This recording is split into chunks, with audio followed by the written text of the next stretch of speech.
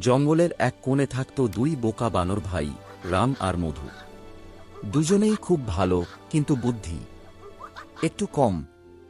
একদিন তারা দেখল আকাশে গোল গোল একটা সাদা জিনিস ঝুলছে। রাম বলল, মধু, কেউ আমাদের জন্য বড় রসগোল্লা ঝুলিয়ে রেখেছে। মধু চোখ বড় করে বলল, তাহলে দেরি কেন? ওটা নামিয়ে খাই। দুজন একটা লম্বা বাঁশ জোগাড় করল। দুজনের লাফালাফি শুরু।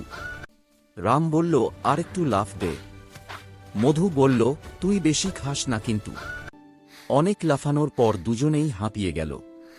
ঠিক তখন পাশের গাছ থেকে এক পেঁচা হেসে বলল, ওটা রসগোল্লা না, ওটা চাঁদ। রাম থতমত খেয়ে বলল, মানে? এটা খাওয়া যাবে না।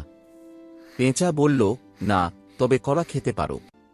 দুজন একে অপরের দিকে তাকিয়ে হেসে ফেলল। মধু বলল, চল আকাশের রসগোল্লা না খেয়ে মাটির কলাই খাই।